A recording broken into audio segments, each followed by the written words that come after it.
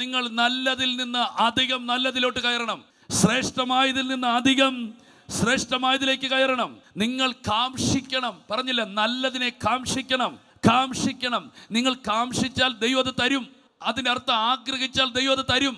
നിങ്ങൾ പ്രതീക്ഷിച്ചാൽ ദൈവം അത് മതി കർത്താവേ എന്നല്ല, കർത്താവേ അടുത്തതിലേക്ക് എന്നെ കയറ്റണേ. എബ്രായ ലേഖനം 11-ാം അധ്യായത്തിൽ 16-ാമത്തെ വാക്യത്തിൽ പറഞ്ഞ അവർ നല്ലതിനെ കാംക്ഷിച്ചു. എന്നാൽ അതേ എബ്രായ ലേഖനം അവസാനിക്കുമ്പോൾ അവിടെ ഒരു വാക്യം എഴുതി വച്ചിരിക്കുന്നു, 40-ാമത്തെ വാക്യം.